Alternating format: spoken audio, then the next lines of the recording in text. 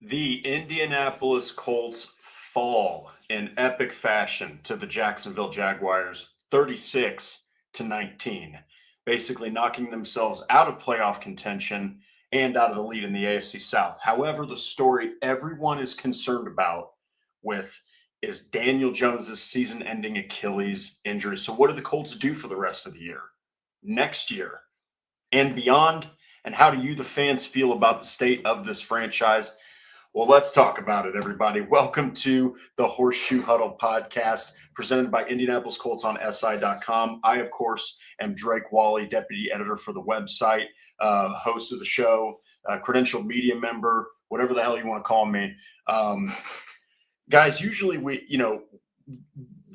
the solo format, I've, decided to do more of a preview of the game that just happened, since we're doing this once a week, and then preview the game that is going to happen, at the end of the episode. But I gotta say that this episode in particular, I'm going to, of course, discuss the game, but this is just not really about. I would say this isn't about the absolute drumming that Indianapolis sustained at the hands of the Jacksonville Jaguars. It's far more about what happened with Daniel Jones. It's far more about, what you're going to see from this team going forward. And without question, okay, I want everybody to be putting everything that they can in this chat, because since I'm doing this by myself, I think it's just so much more engaging and fun to talk about this kind of stuff with all of you fine people. So throw those comments into the chat, because it's going to be a fun one for all the wrong reasons. For all the wrong reasons, we're going to have some fun. But we'll go ahead and just start with it, man. So obviously the Colts fall in epic fashion to the Jacksonville Jaguars, 36-19. Absolutely awful football game in many ways. But even before Daniel Jones got hurt, and even before Braden Smith went out with injury, and this and that and that and this was not a good game. The Colts were not playing very good football. The defense got ate alive. They couldn't get any pressure on Trevor Lawrence. It was honestly pretty ridiculous. Lou Anarumo's defensive front couldn't do anything to even pressure or hurry Trevor Lawrence. He was just sitting back there, pulled out a cup of tea, had himself a sip or two, maybe a daytime whiskey. He pulled up a lawn chair and was just on vacay back there, delivering dimes to Jacoby Myers, to Brian Thomas Jr., just eating alive Indy's defense. And I've actually got the numbers right here. So we'll go ahead and just start with the defense, actually. So Jacksonville had 17 out of 30 completions for 244 yards, 2 touchdowns from Trevor Lawrence. Of course, Travis Etienne, he did work on the ground, 20 carries, 74 yards, 2 rushing scores. Brian Thomas Jr. had 87 receiving yards. Tim Patrick really dominated the day. He was the guy who did most of the damage. 5 catches, a touchdown, 78 receiving yards on 6 targets. Of course, Jacoby Myers, just, the ultimate professional, able to be so reliable. He had 4 catches for 39 receiving yards and a touchdown.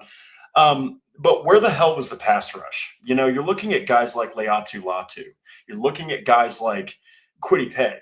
Fully expect Kwity Paye to not be a Colt after this season. I mean, he's a run defender. He doesn't do anything else, it seems. He's not good at getting pressure on the QB. You were without Tyquan Lewis too. Samson Ebukam, I don't know if, no pun intended, I don't know if it was his Achilles injury that slowed him the hell down, but he's far from his 2023 form where he led the team with 9.5 sacks.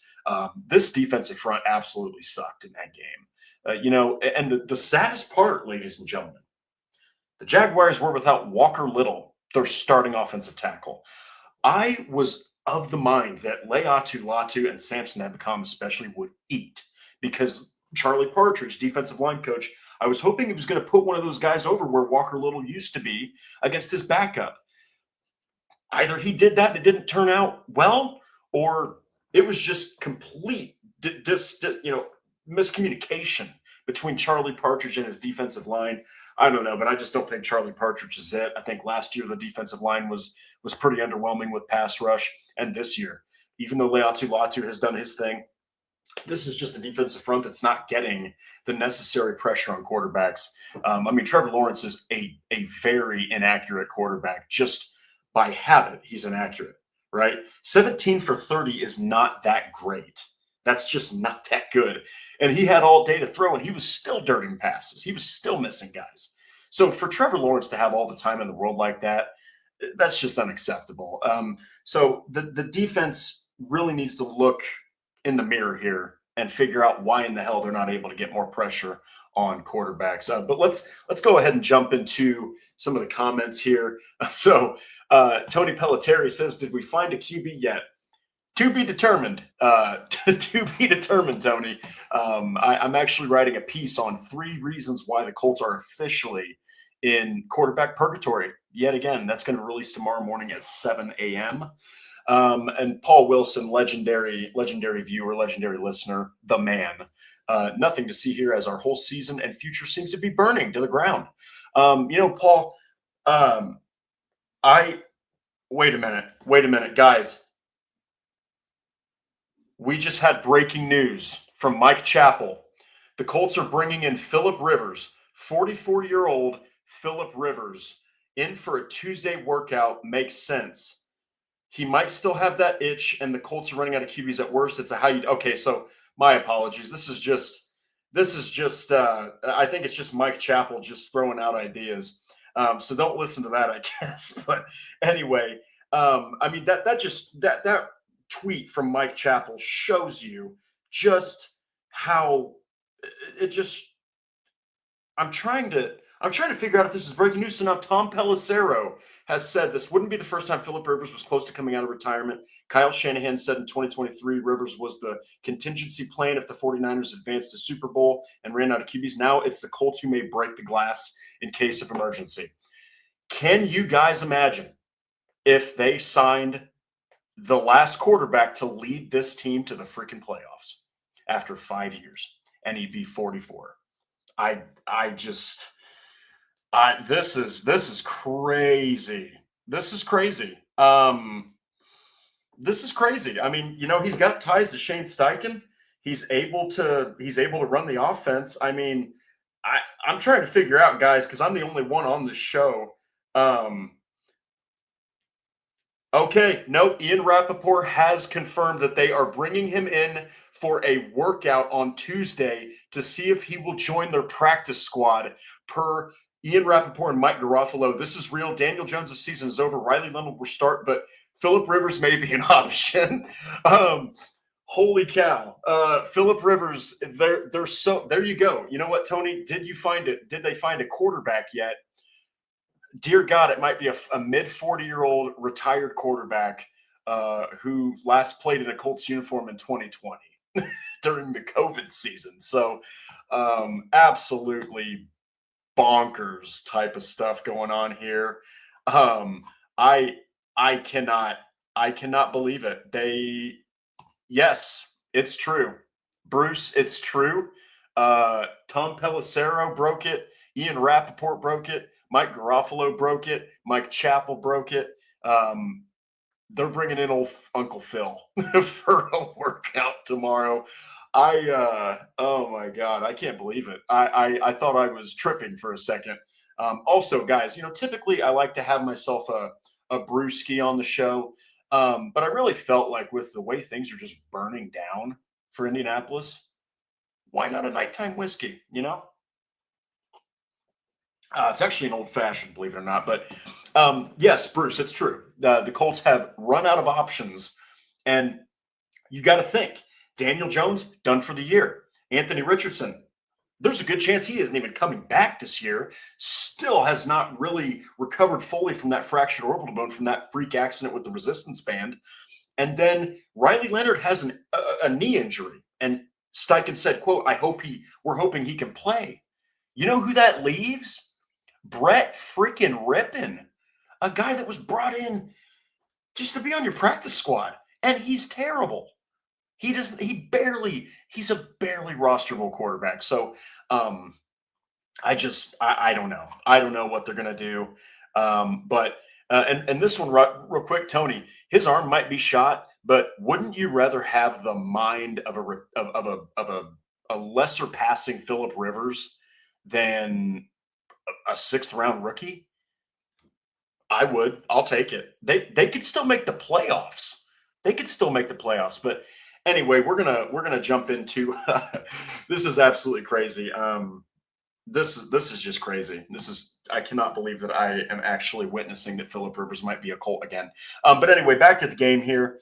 The offense just completely fell off a cliff once Daniel Jones left the game with injury. Of course, you had to lean on Jonathan Taylor, but not much was done. Riley Leonard, honestly, I thought he played pretty good given the circumstances.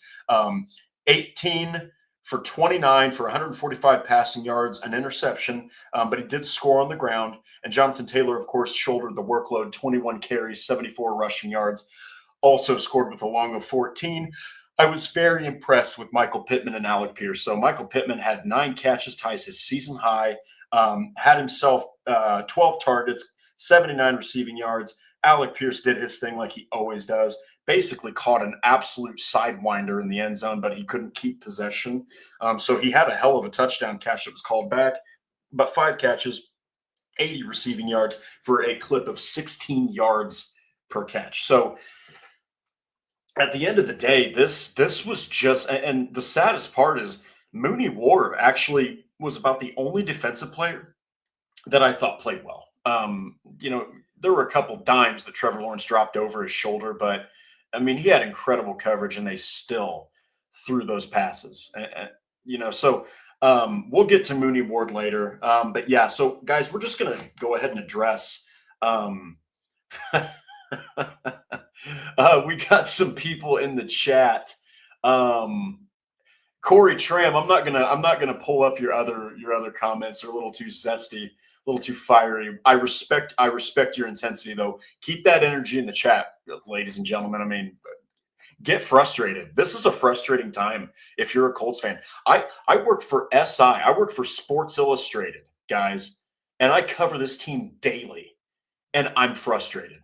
I have to be objective and non-biased and straightforward in my analytical approach. And I am frustrated to cover this team. It is absolutely, without question, the biggest collapse I have ever seen in my life. I've never seen a team historically start off the way the Colts did, beating the living crap, beating the asses of all these teams, setting historical numbers that Peyton Manning didn't even set, only to turn around after 8-2 and fall to 8-5 with a potential to fall to 8-9 and lose the rest of these games. They've got the Seahawks, they've got the Jaguars, they've got the 49ers, and they've got the Texans. 2 of those teams have already beat them. One of them has Brock Purdy back and can beat anybody any given Sunday, and they got C-Mac. They got a good defense despite the fact that Nick Bosa and Fred Warner are out. And then you've got the Seahawks, who are a Super Bowl contender with the defense that will smack you across the face in the run game. So, man, I don't know. It's frustrating. It's frustrating. And actually, I will show this comment from Corey Tram. This is the dumbest timeline to be a Colts fan. Dude, I don't disagree. I don't think any fan can look at this team right now and feel good in any way. It'll be no pressure watching this team for the rest of the year. There's no pressure. The pressure's completely off. No one's expecting them to win any of these 4 games, man. Sure as hell not with Riley Leonard. We'll see what happens, man. I don't know. It's a rough time. There's a lot of yeah.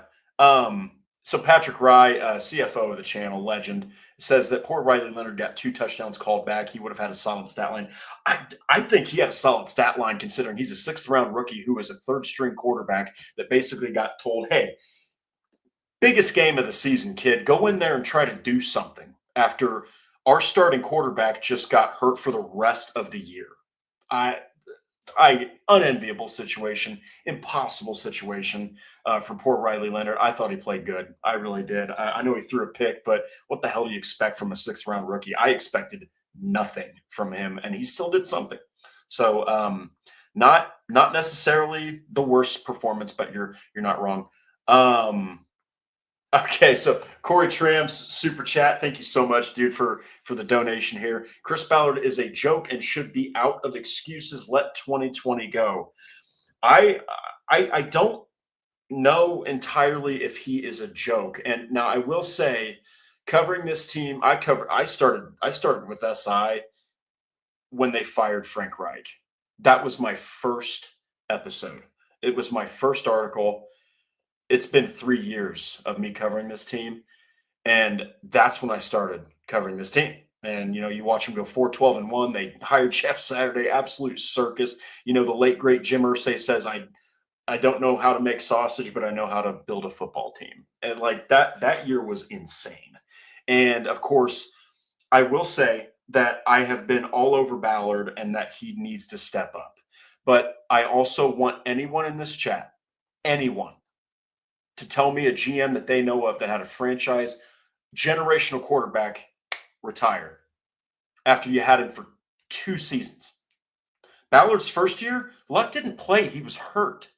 He had Jacoby Brissett. And then his 1 year with a fully healthy Andrew Luck, you zip right on into the playoffs. You win in the playoffs.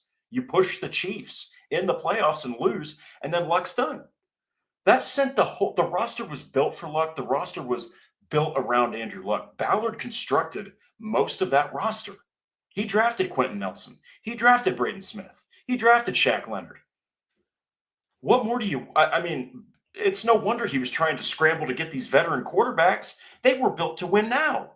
Now, I will say, you missed on some draft quarterbacks. Matt Ryan was cooked, right? Carson Wentz was a reclamation project that fell apart. Anthony Richardson, that one we all campaigned for, but then, dear Lord, did his inexperience and inability to stay healthy just show? I think that your time with Ballard is starting to draw to a close.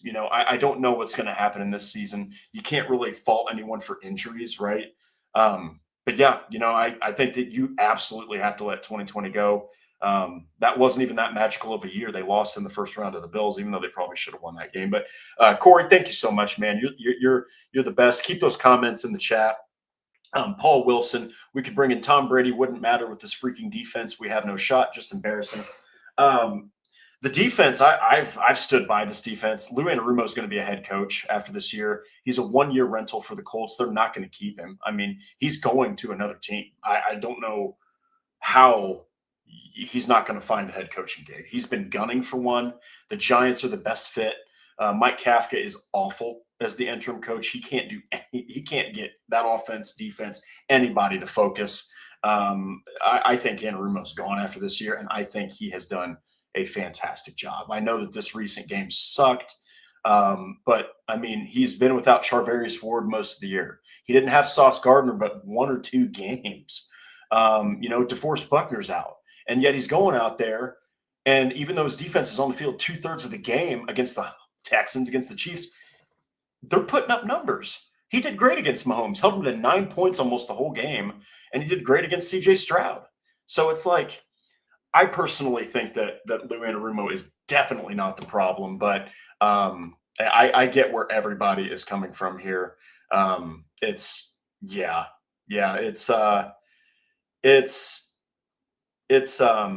definitely going to be something that we're going to have to see how this plays out. But anyway, back to the game. Rough game. Colts are pretty much out of the AFC South conversation. They're in the 8th seed now. But we're going to go ahead and jump into this one. Daniel Jones is out for the year with an Achilles injury. Absolutely the worst possible time this could happen. And the worst thing about this injury isn't just that it's an Achilles rupture or an Achilles tear or Achilles related. It's that he also had a leg fracture on his left leg and then has the Achilles issue on the right leg. Daniel Jones is out there operating. He's got 2 beat up stands that he's trying to operate on. It could not have been worse. I remember seeing him hobbling and holding the back of his leg, and I just immediately thought, you got to be joking. Like, you've got to be kidding me. And then when he went down and he started slamming his helmet, that just told you everything you need to know. He knew what happened. I was calling him out for the season before they even did the MRI. Everyone was. Just absolutely gut-wrenching that a guy that worked his ass off to get to where he was with the Colts, He picked Indianapolis. He beat out Richardson. And he was getting ridiculed. I ridiculed the hell out of Steichen for going with the easy option to save his job. No, he went with the guy that he felt like could run his offense, and Daniel Jones was and is that guy. Okay, he is that guy. He was operating with a broken wheel. I don't care if it's a small little chip in your leg or a straight up compound fracture. It's very hard to throw a football when you have any kind of fracture in your leg. I mean, and he was playing like that multiple weeks. I'm not saying that's all the whole reason why he was starting to kind of, show a little bit of shakiness against teams like the Falcons and the Chiefs and the Texans. But man, it can't be the easiest thing in the world to go out there and throw a football with full velocity and full strength with a fractured leg, So Daniel Jones is a tough SOB, man. He is really, really tough. He'll play through any injury. He walked off the field with that Achilles injury, came back, put on a headset, helped out Riley Leonard, put the QB jacket on the kid. Daniel Jones is a freaking stud. And I talked so much crap about this guy when he was in New York. And then when he beat the Colts in 2022, I'm like, well, they just made him look like an MVP candidate. And wouldn't you know it, he looked like one to start off the year with Jonathan Taylor. So Daniel Jones is the best quarterback that this team has had since Phillip Rivers. Plain and simple, and it's not close. It's not close. And he gave fans hope. Fans were desperate for a quarterback. Still are now.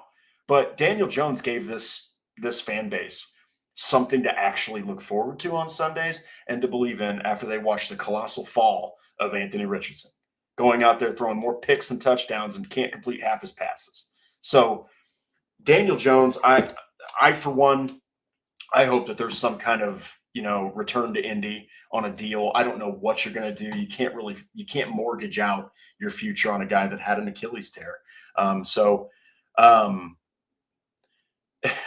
Teresa Willis Johnson says, if Rumo's gone, take Steichen with you. I'm not going to lie to you guys. I don't think Steichen and Ballard are going anywhere. I don't think they're going anywhere. And that's not because of my preference. It's just you started 8-2 in your first 10 games. Okay.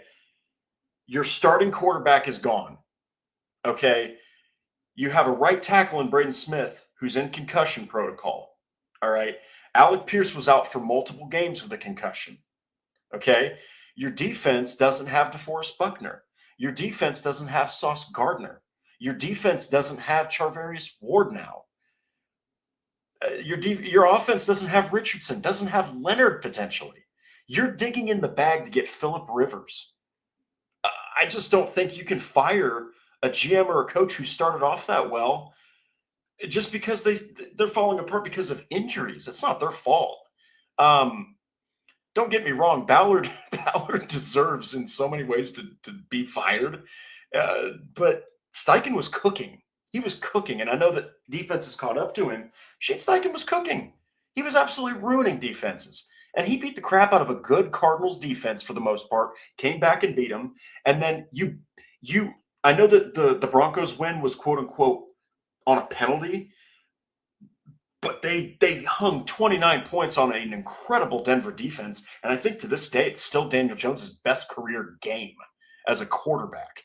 Okay. Then they go out there and they ruin the Chargers. All right. They beat a great Atlanta defense. By the way, that Atlanta defense had the #1 pass defense going into that game in Berlin. Okay. Shane Steichen did just fine. And I know that there were some questionable play calls as those games they were struggling in. Man, Shane Steichen, I don't know if you can fire him. I really don't. This is just such an inopportune time for all these injuries. Happened at the worst possible time. I don't know. We'll see though. I think anything's on the table. This entire season's been thrown into a tailspin in just a couple weeks. So we'll have to see. But yeah. So we'll kind of jump back into this. Sorry here, but so Daniel Jones is out. So many questions now. What's Indianapolis going to do with him? He's on a 1-year deal. He's a free agent after this season. I can assure you teams will kick the tires on this guy. After seeing what he was capable of, watch his rehab process. If you're Indianapolis, they're going to watch his rehab process. Okay. They're going to see where they feel like he's at. If they're confident that he can come back and that he can get back to that early 2025 form that we saw him in, why wouldn't you keep the guy? Even if you got to wait 9 months for him to recover from an Achilles injury and miss the first couple games of next year, I'm okay with that. If you have a damn good feeling he's going to get back to that form, why not? They should. There's also an option I've seen floated around that the Colts could franchise tag him. They had better not do that because it's about a $46 million price tag. Okay, and I don't care if you're like, we're sold that he's going to do it. You can't do that. I just don't think you can spend that kind of money. I think that might show just how desperate this team is for a quarterback, though. But at this point, you need a quarterback. So who knows? But I think that they're going to very closely watch his rehab, kind of evaluate things after that. But it's just not good. This is so bad. Dear God, this could not have happened at a worse time, and it came after the Sauce Gardner injury, which, by the way, guys, it's he's hurt now. This has just turned into a dumpster fire year out of nowhere. Most promising year the Colts have had in recent memory is now officially a dumpster fire season. So Paul Wilson makes a good point here. The Vikings, I promise you, will go after him. They mortgaged everything on J.J. McCarthy. They had Sam Darnold staring them right in the face. Right in the face. And nope, goes to Seattle. Now he's kicking everyone's ass. Okay. Then they're staring Daniel Jones in the face. No. J.J. McCarthy, baby. So that I wouldn't be surprised if they do kick the tires on him. But yeah, I mean, it's just been absolutely crazy. And then Corey Tram says, the defense has been bad all year. Absolutely not. Absolutely not, Corey. They have not been bad all year. They've been great. They have been one of the best rush defenses in the NFL up to this point. They have been one of the best defenses at forcing turnovers. They even picked off, I think this was the first game they didn't have a turnover. I mean, they were cooking. Lou Anarumo's had this defense in a position to do fantastic things. And he's had so many injuries to starters. He did most of this without, Kenny Moore was out, Charvarius Ward was out. Sauce Gardner wasn't even on the team. Dude was wheeling out guys like Mekhi Blackman, Jonathan Edwards, undrafted rookie, winning games, getting it done. No big deal. Cam Bynum's having a career season with Lou Anarumo. He goes and gets Jermaine Pratt, and he's better than Zaire Franklin. I don't think the defense at times has been left out on the field for 2/3 of the game. You try to go out there for 40 minutes and run after guys that are equally your size or faster. You're going to be tired, right? So I understand where you're coming from, but this defense has not been bad all year. Lou Anarumo is a head coach candidate for a reason. What games am I watching? Every single one of them. I cover this team. You can formulate your opinion, but it's just fact. This defense has not been bad. In this recent game, this is the one game I will say that they absolutely fell apart, and that's because they couldn't get pressure on the defense. Hey, everybody, you can form your own opinion. This defense has played well. Look at the statistics. Look at the metrics. Like I said, there's a reason Lou Anarumo is being heavily considered for a head coaching gig, and why the Giants are probably going to go after him, because they have guys like Kayvon Thibodeau, Brian Burns. You've got absolute studs on that defense, young guys. But everyone's entitled to their own opinion. I'm just saying mine. I do not in any way, shape, or form think this defense has been bad. Like I said, there's been times these past couple games where they have been the highlight. Again, you leave them out there for 45 minutes against the Chiefs. Offense only has the ball for 24 minutes. Of course they're going to look bad. Any defense would. I challenge any defense to go out there for 45 minutes and play football effectively every single minute of that. So, but anyway, just kind of put a bow on this before we move on. Daniel Jones, man, it's heartbreaking. It's awful. He was arguably the best feel-good story of the season, and he was just getting going. He was just starting to surface. 19 touchdowns, 5 on the ground, 19 touchdown passes, 5 on the ground. great completion percentage, delivering the ball effectively, 3,101 passing yards. Just it hurts. It hurts, honestly, to see a guy work so hard to overcome so much adversity after being thrown out of New York. They discarded him, and they're a hapless organization in New York. They don't have any idea how to build around a quarterback. And then you've got an absolute god awful situation with the Vikings where they don't even see him. They're just like, no, it's all about JJ McCarthy here. And then he joins a team that fits his skills, a coach that understands how to really bring out the best in him, an offensive line that was zooming, an all-star running back. You've got pass catching weapons galore, and none of it pans out in the end. It's honestly, like I said, guys, I don't know of a worse collapse that I have seen in recent memory where a team started off so hot only to fall apart. But yeah, so we'll go ahead and jump back into the chat here. Um,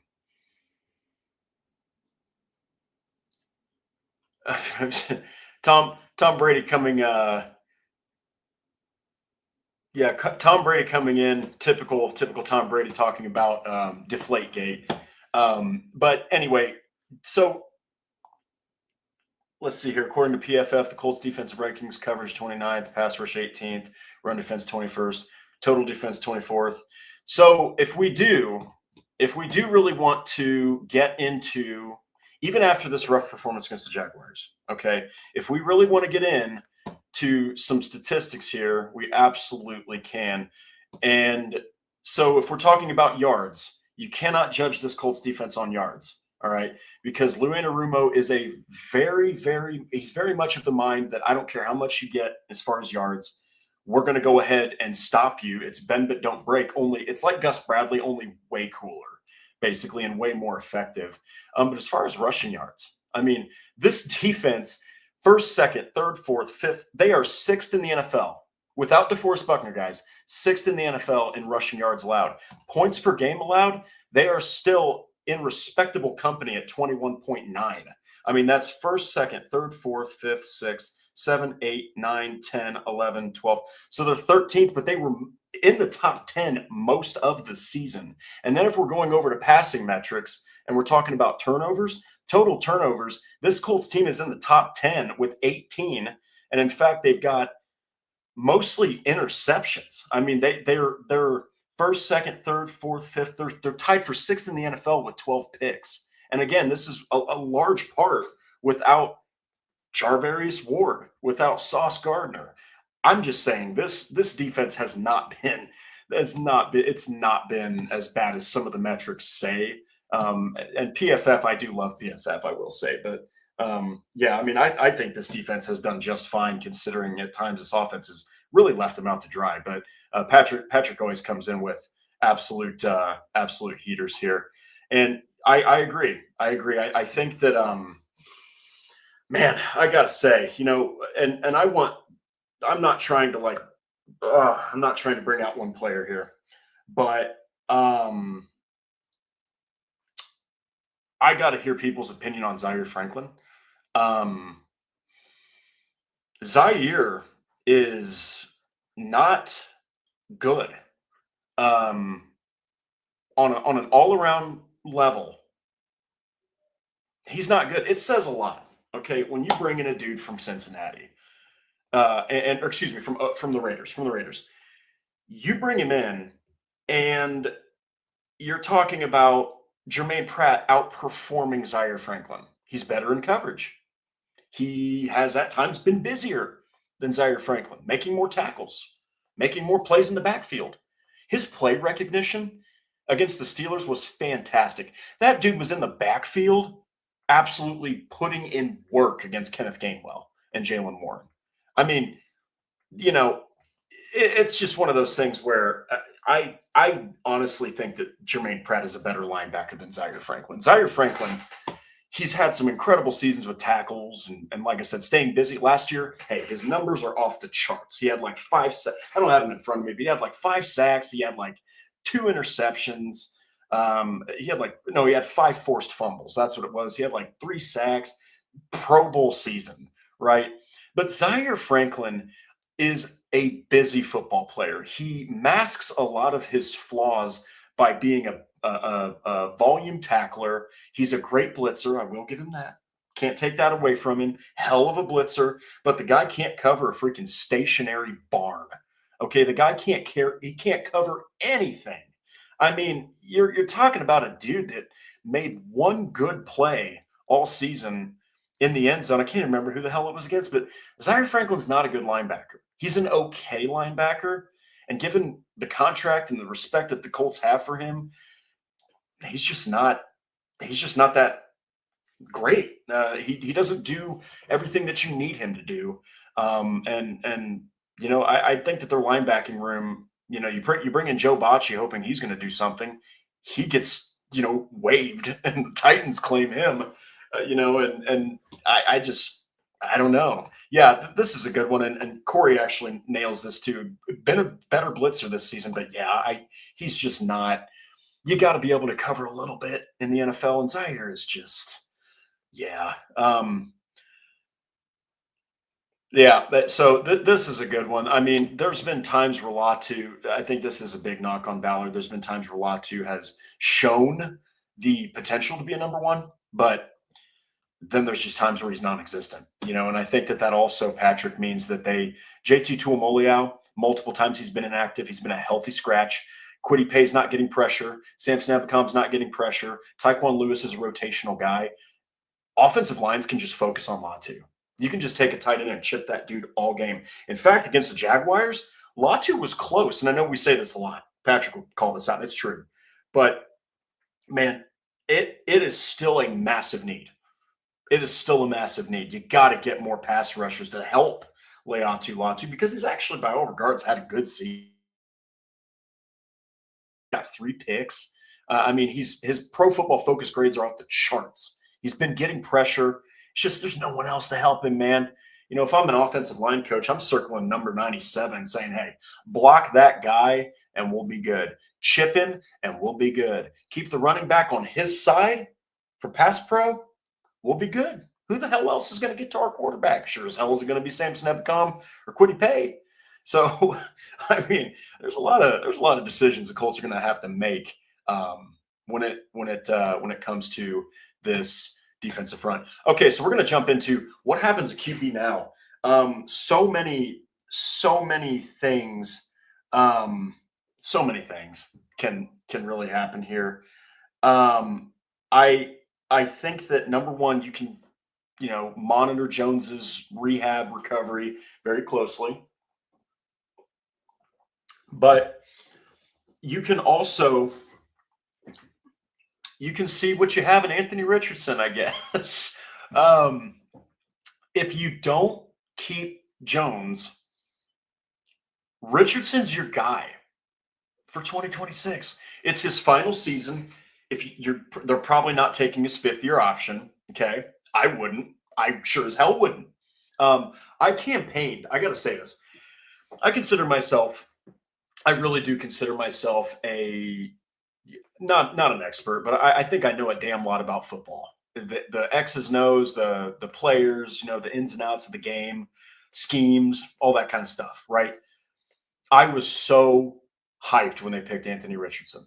Absolutely over the moon when they took that guy. I watched him at the combine, covered his combine performance. I couldn't believe what I was watching. A guy that size that moves that quick and has an arm like that, all you got to do is find an offensive coach to harness that. They got QB coach Cam Turner, who coached Cam Newton, Kyler Murray. You got Jim Bob Cooter, who's got all that offensive coordinator experience. He coached Matt Stafford in Detroit. Dear God, did Anthony Richardson suck. I mean, I've never seen with my own 2 eyes a more inaccurate, unprepared, and just hapless quarterback. And I know that that's harsh to say that about a human being, but Richardson also didn't put in the work. He wasn't disciplined. He just thought that his athleticism could carry him to stardom. And the NFL taught him really quick that that's just not going to happen. You leave a football game mid-game because you're tired, and then in the post-game presser, you say, I ain't going to lie, I was pretty tired. I did a lot of running there. It's just like, maybe Richardson has grown. Maybe he's taken this time, even rehabbing his eye. Maybe he's able to do something. But That's only going to happen if they don't keep Jones. That's only going to happen if they don't keep Jones, right? I think that you have to roll with Richardson. And here's why. You don't have any first rounders for your 2026 or 2027. And I'm sorry, you're not going to mortgage your future on a second, third, fourth, fifth, sixth, seventh round quarterback.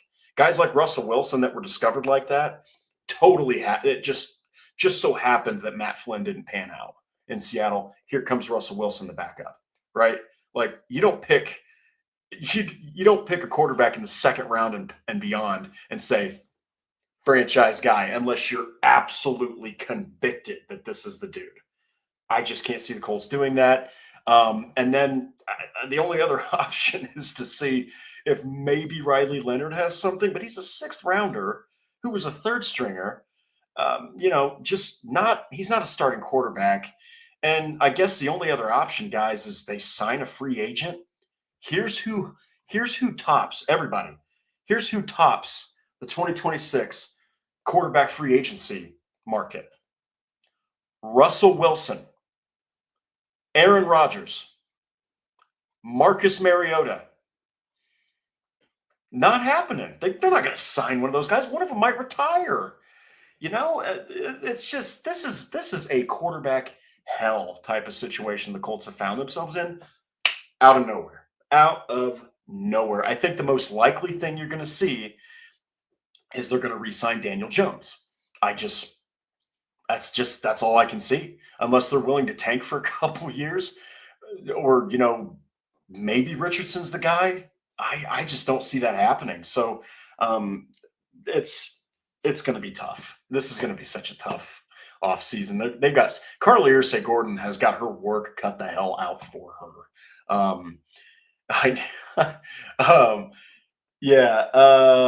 Let's see here. Kaepernick. The NFL wouldn't let Kaepernick back in the league. You think the Colts are going to try to break up? Colin Kaepernick could probably outperform a lot of the backups in the NFL right now. A lot of rostered quarterbacks, still not as good as Colin Kaepernick. I'm not going to get into a political discussion, but it's just ridiculous that guy never saw a roster, after all of that. But activate Anthony Walker, bench Zaire. Anthony Walker, hell of a guy, hell of a competitor. He's going to show up and do his job, but no way. No way, man. I think that people are just sick as Zaire is honestly what I think it is. AR is probably an option. Dude almost lost his eyesight. He can't stay on the field. That's the biggest thing. I know that he was so bad. He was so bad. Games that are like 10 out of 33 for 2 picks, no touchdowns. You got games where he's fumbling the ball. Keep in mind, guys, he had 8 touchdown passes, 12 interceptions, and 9 fumbles in 11 games in 2024. Just disgusting performance, man. That's just, yeah. But yeah, no, Darth Vader, it's not a joke, pal. It's not a joke. Uncle Phil, 44 years strong. He's coming in tomorrow for a freaking workout.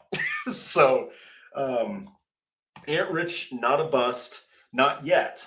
I think you can call him a bust only when he goes to another team and still sucks. That's the only time you can call him a bust. Baker Mayfield, Sam Darnold, Daniel Jones, 3 world-class examples of what happens when a quarterback finds the right situation. Again, he could do it. He really could. It's going to drive Patrick crazy for me to say this, but I still have never seen a quarterback with all these physical tools on the level that he's got them. It's heartbreaking that he's been so bad, honestly, and can't stay on the field. That's the biggest thing is the guy can't even do a resistance workout, and it was unlucky, right? But the guy fractured his freaking orbital bone with a resistance band issue. So I just Anthony Richardson, man, what a tragic story of not being able to stay healthy or available. But yeah, we don't trust Richardson. He should have stayed in college another year. I'll stick with Jones. We can't even get a pizza for AR. Richardson should have stayed another year. A lot of scouts said he should have. I agree with that. Yep, there it is. Potential. I don't think that we can say Anthony Richardson has potential anymore. That's so recycled. Um, he's got to be more than just a dude with tools, right? Like, I mean, you know, I I I've got tools. I've got tools in my freaking garage. In some ways, I am a tool. That doesn't mean that I can go out there and deliver a game-winning drive. The game-winning drives that he had were against a crappy New England Patriots team and a crappy Jets team.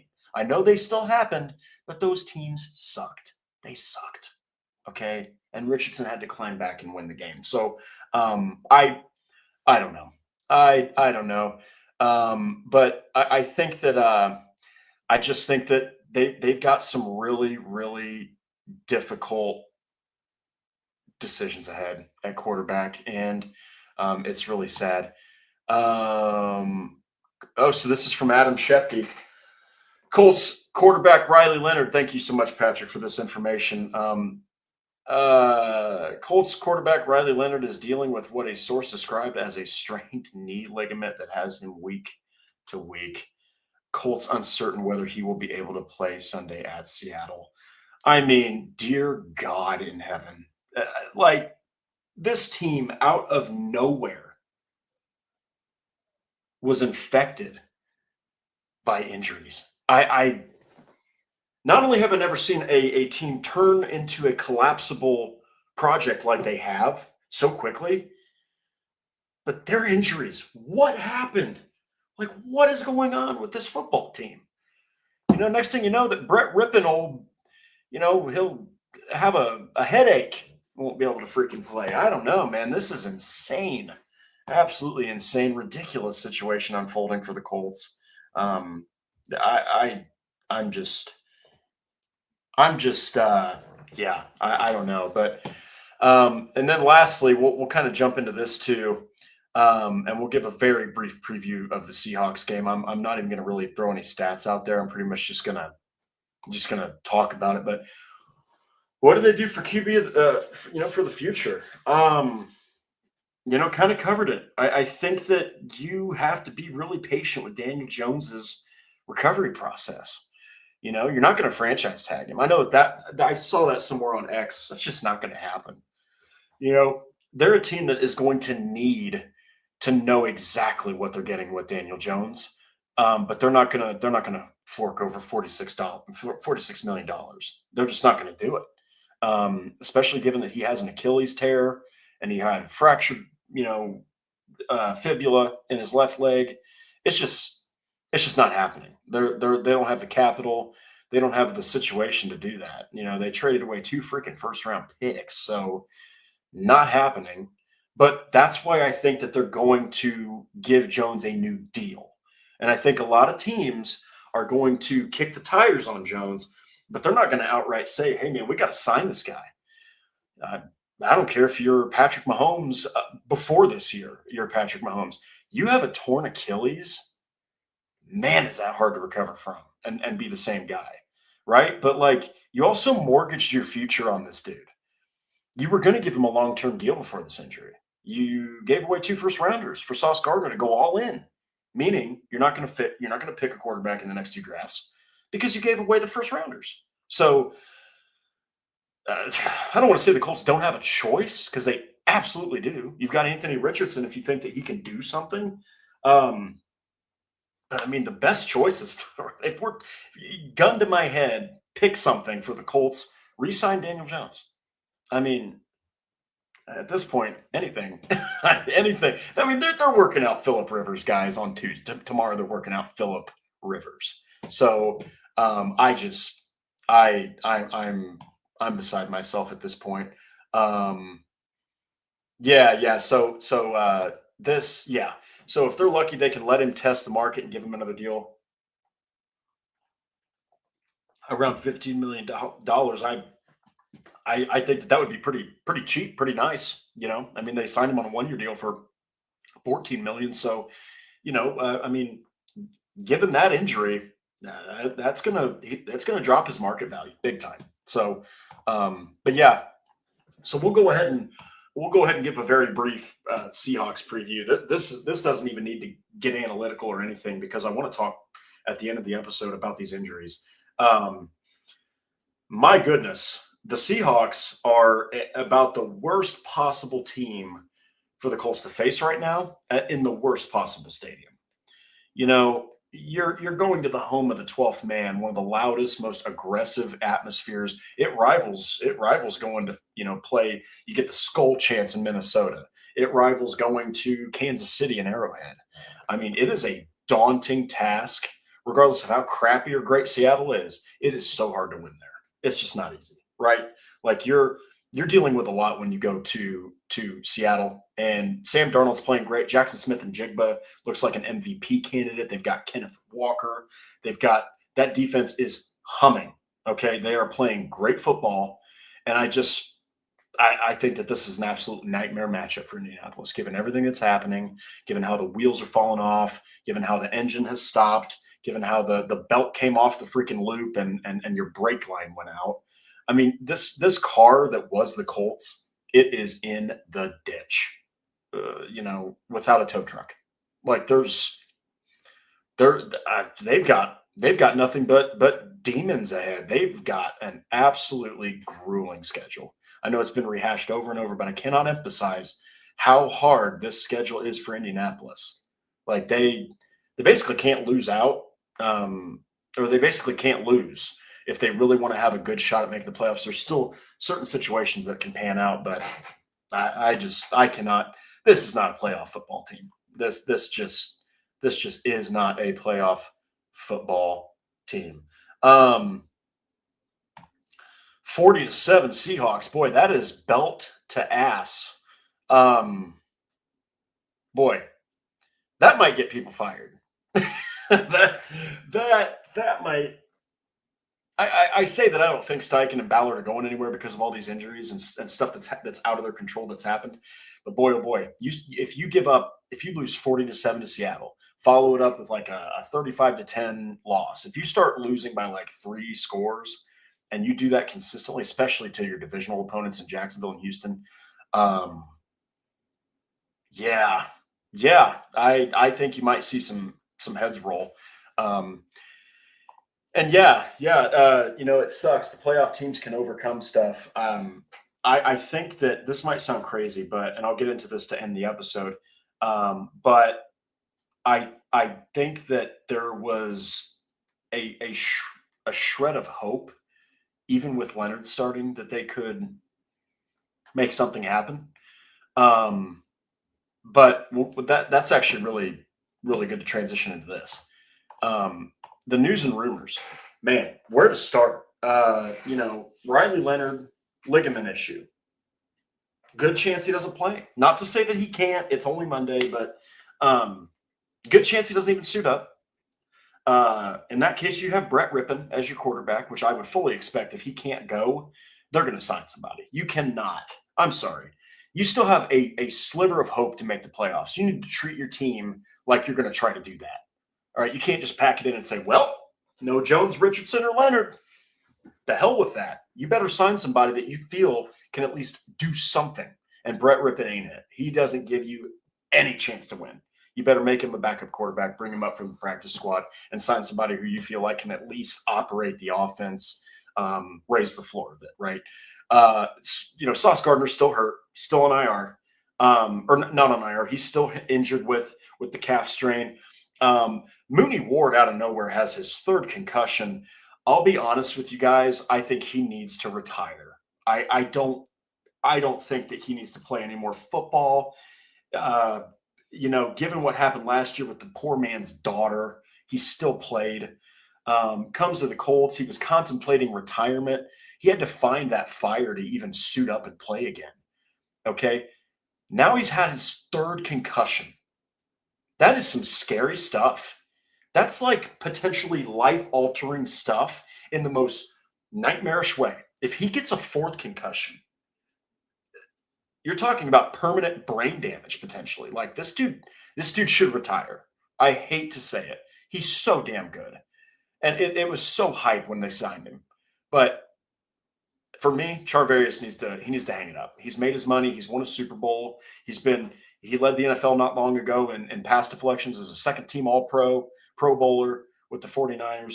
Call it a career, Charvarius. Mooney, you've done nothing wrong. There's no shame in it.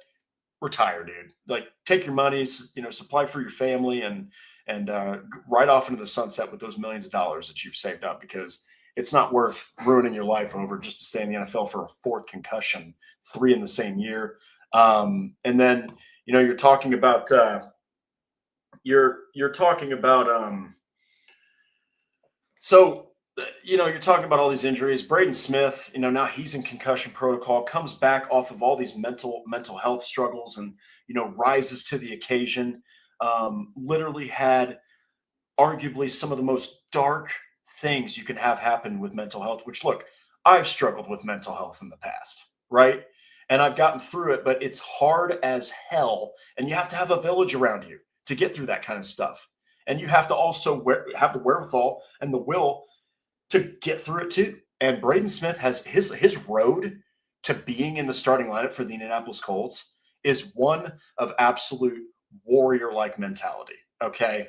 So for him to get through all that, only to have a concussion, just sucks. It just sucks, right? This team is in complete disarray at more than just the quarterback position. None more than the quarterback position. But holy crap. I don't know a team that has dealt with more adversity in recent memory than the Colts are right now. I mean, they are falling apart. Like, they're falling apart, and you have to win these games. You are having the toughest time. You are coming off of recent struggles, even with Jones under center. All of a sudden, you've got the hardest schedule in the NFL to finish out this year. 2 of your games are opponents in your division. You've lost to them both. And the other 2 teams are NFC East or NFC West teams that are absolute juggernauts. This is rough, guys. It's rough. It's a rough time to be a Colts fan. I'm not going to sit here and pretend like anything's going to improve or get better, but you got to have some hope. You can't just pack it in. You got 4 freaking games left, and you're an 8-5 football team. They better sign a damn quarterback. They better not go with Brett Rippon and bring in some hack that's worse than him to back him up. You can find somebody better. Hell, somebody in this chat can be a better quarterback than Brett Rippon. I am 5'7" and as pale as paper, and I could be a better quarterback than Brett Rippon. Okay, so they've got to do something. I know that it's daunting. I know that there's a really heavy chance, ladies and gentlemen, that they finish this season with a 7-game losing streak. But Jason Bean, he's off the roster, man. Not on the roster anymore. Your practice squad quarterback is Brett Rippon. That's your guy. Like, it ain't Jason Bean. The Bean machine, he was basically a wide receiver quarterback hybrid. He wasn't even a pure quarterback, man. He was a guy who could run really well and looked good at Kansas, but that's college. This is the big leagues, We'll see. Ryan Tannehill, that could be an option. I think that it says a lot that they're looking at Phillip Rivers instead of Ryan Tannehill. I think that says a lot about the league's opinion on Ryan Tannehill. Yeah, I mean, I don't know, guys. We'll see. We'll see. It is a dark time right now to be a Colts fan. It's not an easy time to be an Indianapolis Colts fan. But, guys, thank you so very much. Oh, wait. Paul Wilson with a super chat. I must have missed this. Second one of the day, dropping freaking elbows from the top rope. Ward is also out, might retire. Jones looked horrible and Sauce isn't ready. I just don't see any chance for us. It's tough being a Colts fan. Jalen Jones is getting cooked. He is starting, unfortunately, to look like a 7th rounder. And he looked so good last season, man. So good. He was making plays, tackling like a machine. It's not easy being a Colts fan right now for anybody. I can assure you of that. We'll see, though. Anything can happen, but don't expect anything to happen. Don't put any expectations on this season anymore. Let it go, and maybe you'll be surprised. But anyway, guys, that's the show. Ending on a freaking great note, everybody. Don't forget to like the Horseshoe Huddle on Facebook. Follow Indianapolis Colts on SI. On X, we're at Colts_SI. Subscribe to Horseshoe Huddle on YouTube and click the bell to turn on all the notifications. If you want to listen to the Horseshoe Huddle podcast, no problem. Subscribe to us or subscribe to this channel on Apple, Spotify, wherever else you listen to podcasts. And so much more. Thank you, Paul. Thank you, Corey. You guys are the freaking best. And I'm going to enjoy this apple juice right here. I hope that you all have a wonderful week. Enjoy your Monday Night Football. And, man, enjoy the rest of the Colts season. Guys, the pressure's off. Maybe they'll surprise you, somehow make the playoffs. Maybe they'll find something in Riley Leonard. Anthony Richardson might return. Who the hell knows anymore? So until then, guys, I will see you next Monday to talk all things Colts versus Seahawks. Hopefully it isn't 40-7. That would be a disaster of a show, and I really don't want to cover a team that lost by 33 points. There you go. Go Hoosiers, everybody. Go watch some highlights from that IU game where they beat OSU and finally sent Ryan Day into oblivion. But anyway, guys, I appreciate you. Enjoy your week, and I'll be seeing you all again Monday evening. Take care.